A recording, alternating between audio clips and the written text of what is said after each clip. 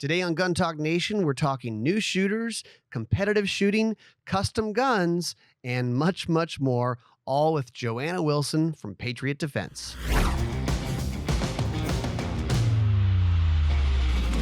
This Gun Talk Nation is brought to you by Remington, Armscor, Safariland, Brownells, and CrossBreed Holsters. Hey, welcome in to Gun Talk Nation. On the show today, we have somebody from a lot of different worlds of the gun world. JoAnna Wilson with Patriot Defense. Welcome in. Thank you. I'm glad to be here. So. Yeah, thanks for being with us. We wanted to have you in, and we kind of got put together from Safariland, and you work with Safariland as part of their CADRE. Maybe explain that a little bit. This is the first year that they put together this new CADRE team, and they've pulled together people from throughout the industry with different backgrounds. And the background that I have is running my own business here in Anderson, Texas now that's based on guns and shooting sports. And I do a little bit of competing as well. So I know there's people from police background, LEO, bodybuilders, just people that are in this industry that are rocking it and representing a little bit of what Safariland does, since they offer quite a bit of stuff. It's an interesting thing in the gun world, because I think people will say, oh, the gun community or the gun industry, it's all male, it's all white, it's all hetero, it's all these boxes that they want to check. And yep. It's funny because you started saying, yeah, some of our cadre are bodybuilders. And I mean, I always say guns are kind of a universal thing. And it's interesting. I'm sure in your world, you kind of encounter that. Obviously, maybe you don't fit the mold as far as what people think gun owners are supposed to be. Mm-mm. No, and probably not even a business owner in the industry. So yeah, and I'm a mom, so I am constantly doing my mom duties and, doing this business and keeping it going and following my dreams through it. So yeah, I definitely, when people think of that mold, they don't think of that, and there are so many women, that are reaching out just to learn a little bit, about it a little bit more, because it can be intimidating because of that whole man perspective. So. It's funny, when I first started going to some of the gun industry events like SHOT Show, I would joke to my wife that I was going, and I was younger, this is 12, 13 years ago. And I said, I'm going to go hang out with all the old white guys. And it quickly started changing over the years, very quickly. It wasn't as old, it wasn't as white, and it wasn't as many guys necessarily. And I mean, it's a great thing, because not only just more people being involved with guns, but that does help on the Second Amendment part, and people being in favor of the Second Amendment, defending the Second Amendment. Also, how are you seeing it change the products that we're seeing out there for shooters and hunters and gun owners? So the product wise, there's so many women entering the industry, like you said, and our needs are not the same as men. You guys can throw on an appendix carry under a big baggy shirt or whatever and roll out. And we're constantly wearing fitted clothing, dresses, skirts, whatever. And so there's an opportunity to meet the needs. It's not a one size fits all. And, everybody likes to carry however is comfortable to them. And there's practice that goes with that as well. But that is what I'm seeing. And I'm really excited to see the innovation for women coming out, because before you'd have to go to the store and buy men's stuff, and It doesn't look flattering. It doesn't, it works, but it's just not what we want as women. So there's a lot of women stepping up, and I'm, excited to see the products that are coming out and testing them and, seeing how they work. And it's awesome. To see this new explosion. Yeah, it is. And one of the big things is concealed carry. That is the pathway for a lot of women getting into it, because it's the concern about my safety, self-defense, concealed carry. And obviously you're working with Safariland. That's got to be a question that comes up all the time is, well, how do I carry a gun I mean, what are some of the solutions or things that seem to work for you and some of the others that you've been talking with?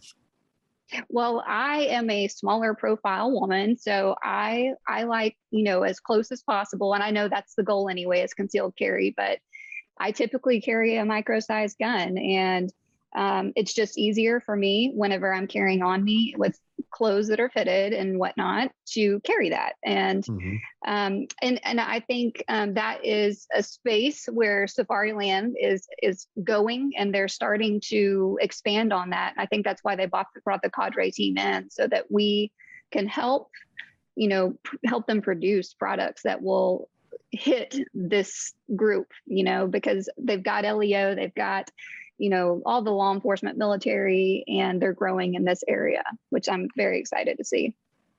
Yeah, it is a good mix of men and women. And that's a good point. It's one of the things that the smart companies do with their pro staff. And I would consider this sort of a version of a pro staff, the cadre, is not just them winning matches or whatever, but use them for R&D, because these are the end users, whether it's law enforcement or competition shooters or just daily carriers.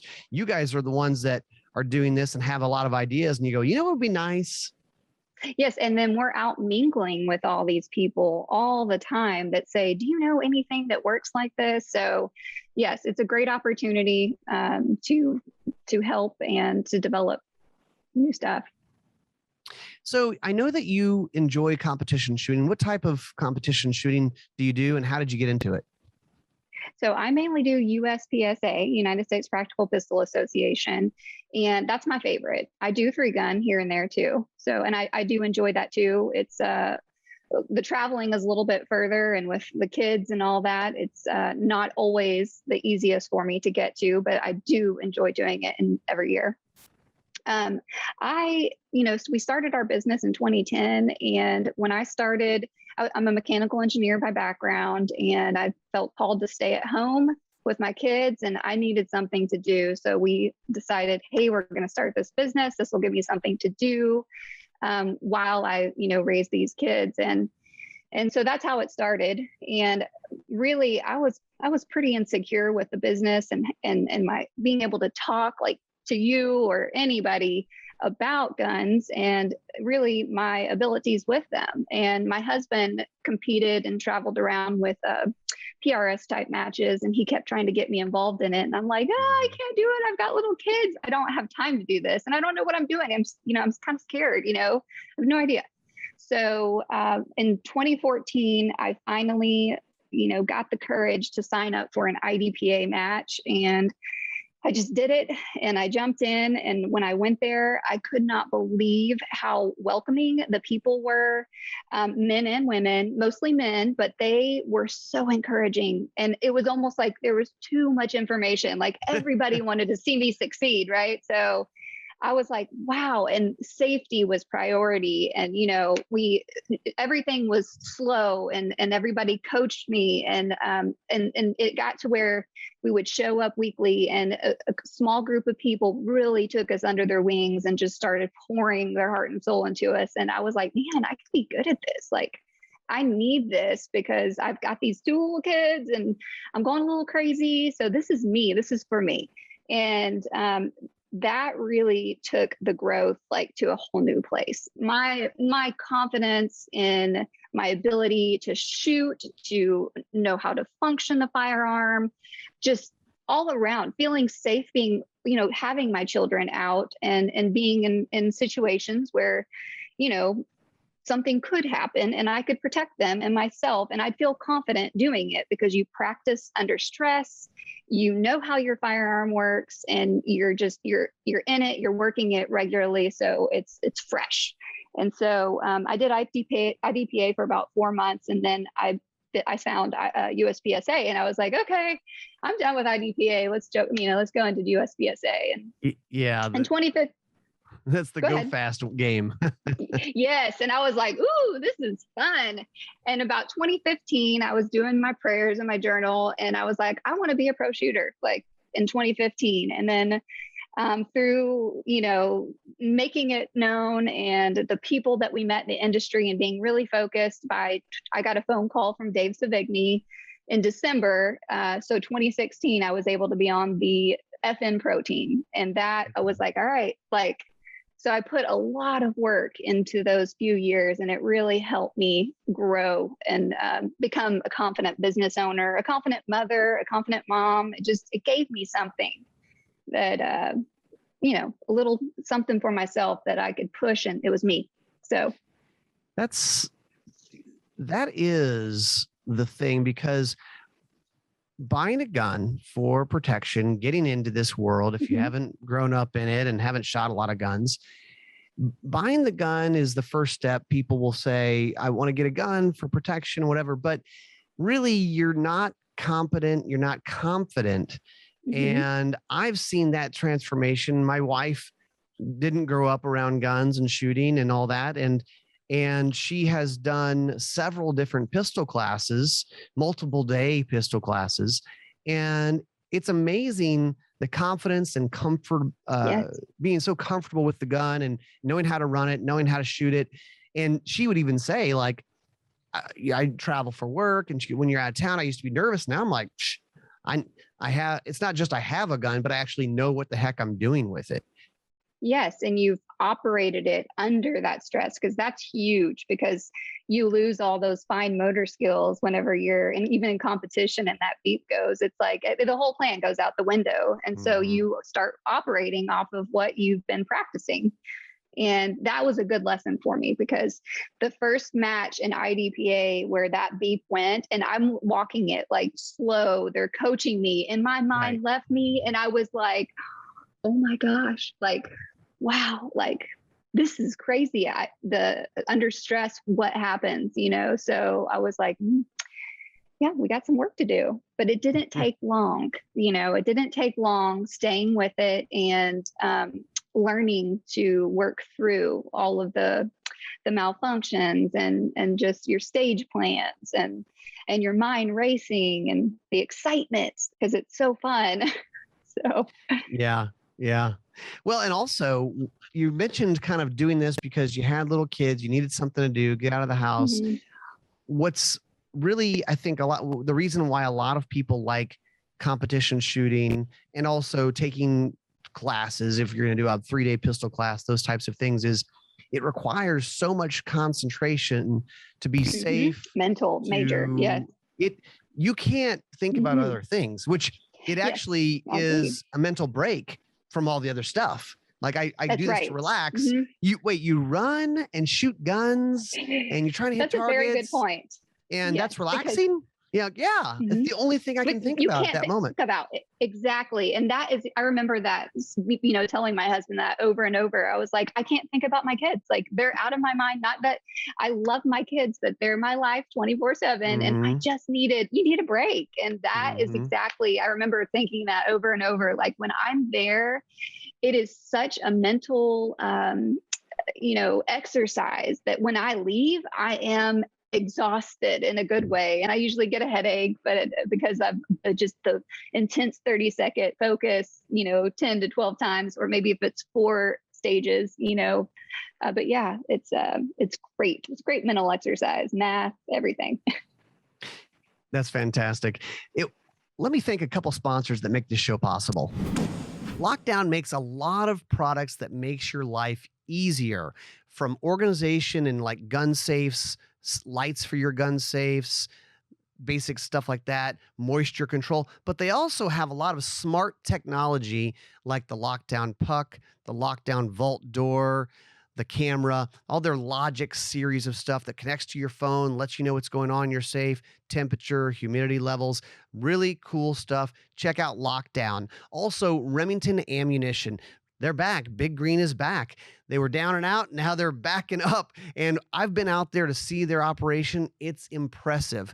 Their newest offering is the Core Locked Tipped. People trust Core Locked ammo for decades, and now they have a tipped bullet. Little bit better performance from one that you already trust. So check out Remington's new ammo. Also Armscor, Rock Island Armory. Look, we got the STK 100 in here. This is their newest pistol. It's a striker fired gun, but it's not polymer, but they kind of say it's a metal gun for the price of polymer. It's an aluminum frame. Has a beaver tail. They took that heritage of making 1911s and they made this gun that is so shootable. 17 round magazine, super sweet, cut for optics. You got to check it out. It's the STK 100 from Rock Island Armory. So JoAnna, let's talk about Patriot Defense and what you guys do there, because I'm looking around the website and going, wow, this is really cool. Custom stuff here. I mean, explain what Patriot Defense is. What would people find there?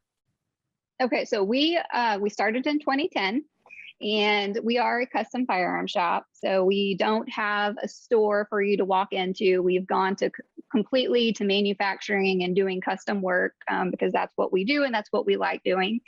And we started out with your AR-15, AR-10 platforms, and we moved into bolt action rifles. And then when we entered into the shooting sports, we found Tanfoglio, an Italian handgun that's really awesome. And we use it for protection division. They have a limited division gun, and many of them use them in the race guns too. But we ended up developing an aftermarket line for them, and it really took off. So we ship that product line around the world, and we do customization on these firearms for people in the shooting sports, mainly USPSA, some IDPA, but we do trigger tuning. We take out the internals and we'll replace them. We have interrupters, hammer springs, firing pin springs, trigger return, sear springs, recoil springs, guide rods. We're working right now on extractors. We have new products coming in the near future. We have some firing pins. So we're just branching out. We have some big dreams, and some of them I'm going to hold tight right now. But awesome. I've always dreamed of owning my own company and designing products, and that's where we are. And my husband is like behind us 100%. He loves, that I have this dream, and he's all about it. So that's awesome. So taking the Tanfoglio guns and kind of racing them, making them race guns or tricking them out. Now, can people send you their guns, or do you just get guns in and you do that to a brand new gun? So it's typically to brand new guns, and they can either purchase the brand new guns from us or they will send theirs to us. And it depends on the workload, but typically a 4 to 6 week process. Sometimes it can go out to 2 months with our workload. But yes, they send them in, and then we do our thing with them and send them back for competition. Okay. And we do some of the popular guns is the new Italian Firearms Group Defiant Stockmaster for production division. We are milling them also for carry optics division to put the red dots on. And then they have their Defiant Limited Master, which is the Witness Limited Custom, the newer model for it. And yes, so there's several different models that we do a lot of work on. You guys also do bolt guns or bolt actions? Yes, I'm not as involved with that part, but yes, we do bolt action rifles geared. It's precision rifles, so it's geared more towards hunting or precision rifle series type stuff. So everything that we do is a higher, more of a higher end customization to the customer's specs. So what are some of the questions that people ask when they're thinking about getting that custom work done? Because I always, it's an interesting thing because you have people who will buy a gun and they go, but my gun already has a trigger. It already has a hammer. It already has this or that or whatever. Why would I customize it? It seems to work fine. Do you run into people kind of wondering why would I do this or upgrade? We don't run into that as much because people that know what we do come to us for that. So we do occasionally, we are getting more people that are calling outside of the shooting sports industry saying, will you tune my gun? And my biggest question is, what is this for? Is this for hog hunting? Is it just for going to the range? Are you carrying this gun? Like, we need to know. So that, when branching out from there, I'm not having to ask questions like that because obviously we don't want to put a shooting sports tune on a carry gun. So that is something that we're having to, work through more now. So Yeah. as we're growing. Are you guys still doing stuff on the AR-15 side of the house? We do. And we do. They're custom builds. We don't produce like one model that's, a bunch of one way. It's strictly, getting with the customer and knowing what their budget is and what the end use is for it, so that they're not wasting their money on something that they'll never use it for, so. When you're upgrading a gun, well, let's take like handguns, for instance, USPSA. What would you say if somebody says, well, I've got a stock gun that I like, but I want to upgrade it, help me shoot better, be able to compete better. Is there one thing, if you said there was one thing that you should do, what would it be? The one thing that we do a lot of is trigger work. So people like to bring the single action and double action for production division down to about 5 pounds, and the single action to 2.5 pounds. So that's typically what people want, because that first break, so they don't just, yank the gun down. Right. And I know it doesn't matter. These professionals, when you put any type of gun in their hand, it shoots flat and they're good. Like, they'll beat you, so, but it does help, especially for more people that aren't at that level, so. Yeah. And I should know this, but the Tank Folios, is that a DASA? It just depends on the model. So they have the Defiant stock, their stock guns, like the stock 2, stock 3, limited master, limited pro. Those are all double action, single action guns. And then they have, they're upgraded for the limited division, and it has the name Limited Master, Defiant Limited Master, and Witness Elite Limited. So that it is the single action only gun. Yeah. But we also convert some of these double action guns to single action only too, depending on what the customer wants. So. Wow, that's cool. Mm-hmm. What about Cerakoting? Do you guys do that type of stuff? We have in the past, and it may be something that we do again. It's just, it added time to our turnaround time. So Cerakoting has not been something that we've been, in the more recent time doing, just because of the time frame that it takes and the prep work and all that. So, but it may be something that we do again in the future though. So it's funny. I've been out to the Cerakote factory in Oregon, and they certify people in it. And it's funny because it's not just a matter of like, oh, we put the Cerakote on there and bake the gun. Like, there is so much prep. And I think a lot of people go, well, just Cerakote, it will make my gun it's a lot of color. Prep work, Oh man, you have to degrease everything. It is a whole process. It is. Really do it right. It is. Yeah. Yep. JoAnna, hang on. We're going to thank a couple sponsors and we'll be right back. Springfield Armory, obviously they make the Hellcat, the Hellcat RDP. Their newest one is the Emissary 1911. It's a full-size 1911 that's really designed for defense in mind, but it has a lot of custom grade features like a squared trigger guard, rail on front, really nice shooting gun, big heavy 45. Love it, and it looks great. Check them out at springfield-armory.com. CrossBreed Holsters, they are kind of the originators of that hybrid holster. It's comfortable. It's that perfect balance of comfort and concealability. The Super Tuck Deluxe. They also make pocket holsters, mag holsters, belts. You got to have a good belt. I actually wear the CrossBreed Holsters gun belts most of the time, and they look good and they just work. They hold everything in place. So check out CrossBreed Holsters. And of course, Safariland. Safariland is known for that LE heritage, law enforcement heritage, and military, but you can actually use their stuff too. And if you're thinking about getting into competition shooting, you don't want an inside the waistband type of deal. You want the big, fast, outside the waistband kind of rig. And that's what a lot of shooters use. I mean, JoAnna Wilson from this show uses it. Rob Latham has been using Safariland forever, and a lot of other pro shooters trust their gear.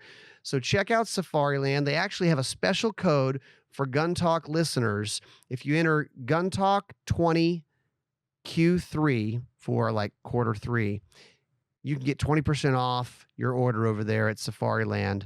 So check them out. So I'm sure that you get these questions of like, okay, you're a woman in the gun industry, but look, I'm not a woman. And that's why I'd love to talk to folks like you, because I don't claim to know these issues. Um, Talk about, there are so many women buying guns, their first gun, and getting into this and needing training. Uh, how did you learn? I mean, the husband, yes, husbands can teach their wives to shoot, and you may or may not still be married at the end of this. It's a dangerous situation. I mean, what is your path, and what are your thoughts for women that may be listening? So for the women listening, I know that is the biggest question, that they like, where can I go to find a reputable person that I'm going to feel safe? That a lot of them want to be outdoors because it's so loud indoors, and you have to wear double, hearing sometimes. So, that finding that reputable person is hard. And I know that they do probably have a list of NRA instructors online that you could look. And I do want to say that in the not too distant future, that is something that I do want to do, is help women, only women.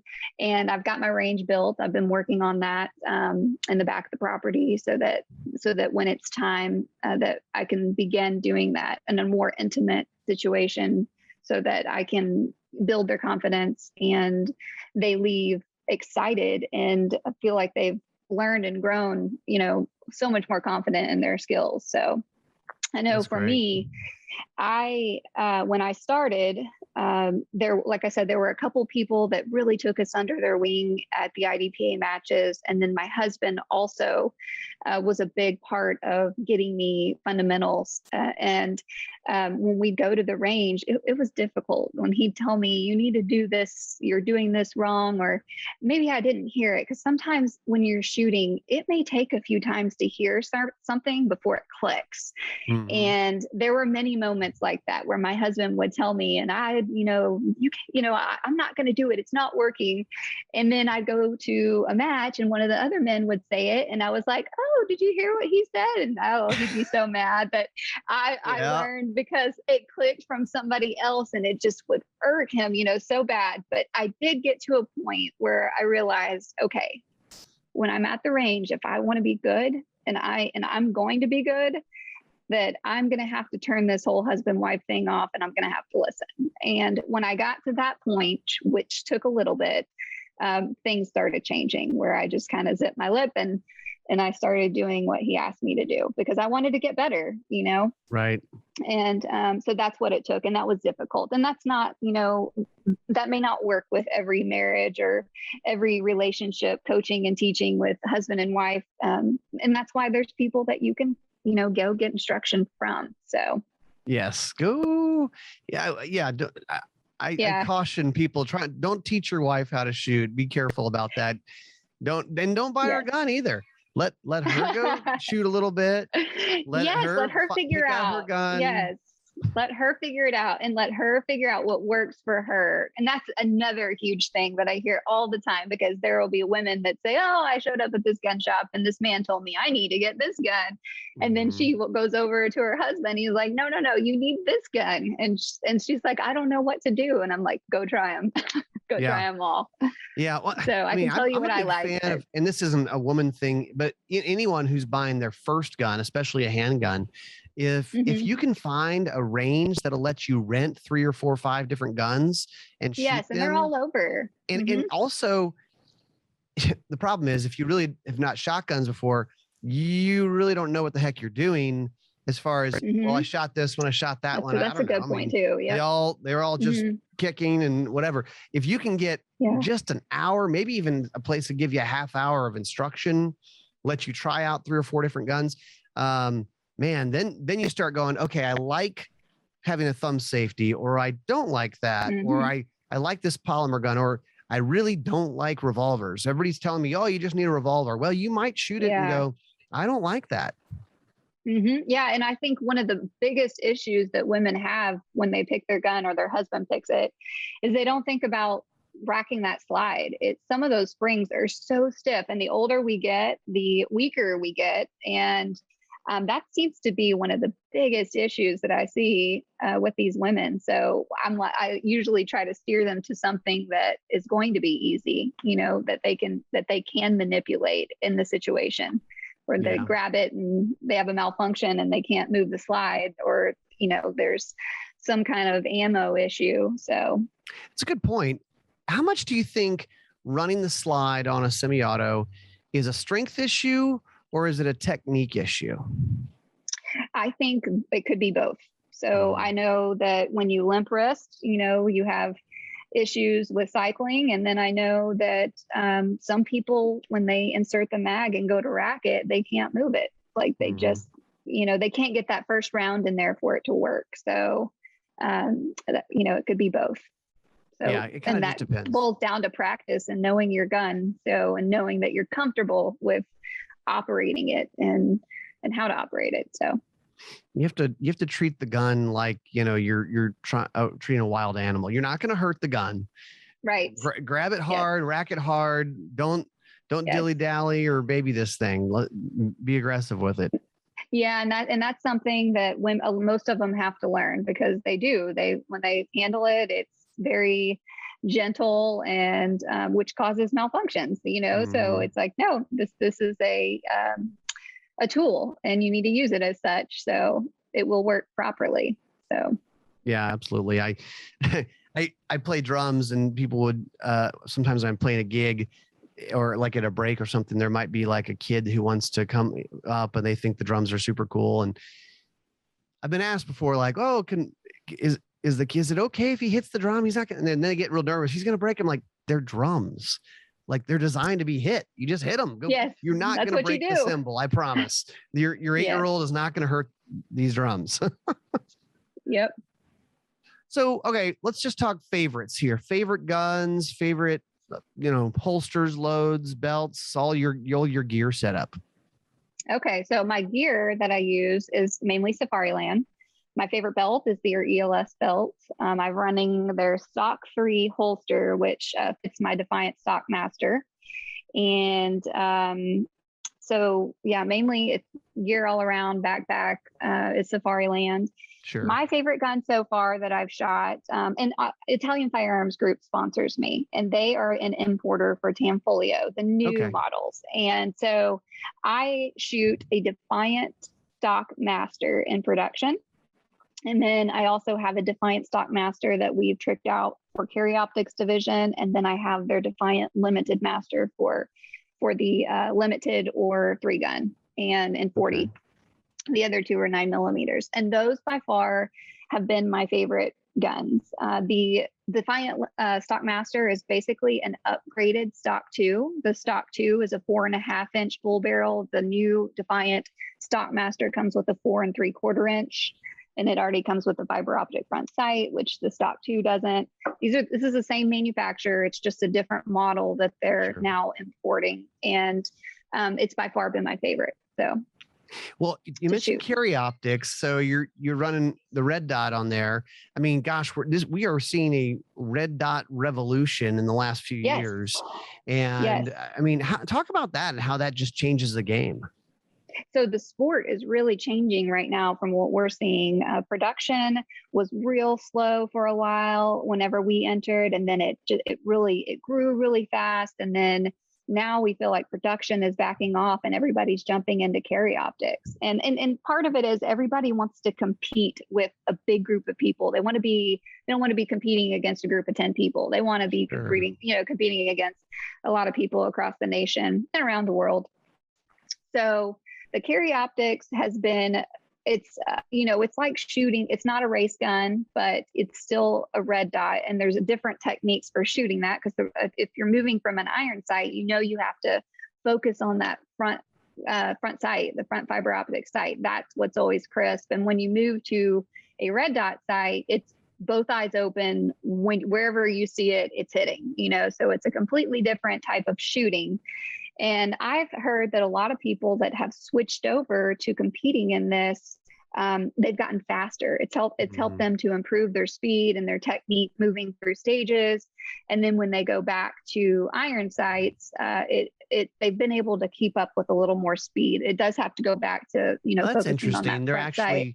Faster going back to iron sights after shooting a lot of optics with their movement, because they've been able to move faster. And that's what I'm hearing from feedback from several people. So I got a question on this. Because you've done it both ways. You shot a lot of different guns and all this. As far as a new shooter goes, I mean, the old way was always just shooting with iron sights, but would you actually recommend a new shooter having a red dot type pistol? Would that be a way to start out, or would you still prefer iron sights for someone? I think that depends. I think I would steer most people to iron sights, but if you have eye issues and you're older, I might say a red dot might be your option, but I think it's important to learn how to shoot a gun based off of iron sights, because your optic may not always work, and learning how to use that properly and hold it and recoil management is much harder. It's, lining those sights up perfectly is an important skill. Yeah. JoAnna, thanks for being on with us. This has been fun. Yeah. Thanks for having me. Yeah. I'm how do people find out more about what you guys are doing? Mainly they can go to our website, and you'll get emails from us if you sign up for our email distribution. So that's one way with our products and our sales and stuff that's going on. And that's probably the biggest way that you would, besides following us on Instagram, which is Patriot_Defense. Okay. We operate there more than we do on Facebook. Facebook, you don't really get anywhere these days. It doesn't seem like so. No, Zuck has to give you permission. And even Instagram is patriotdefense.com, right? Patriotdefense.com. That's right. PatriotDefense.com. Awesome. All right. Well, good luck out there. And I can't wait to see what you guys are doing coming up here in the future. Thank you. Thank you for having me. All right. That's it for us. We'll see you next time on Gun Talk Nation.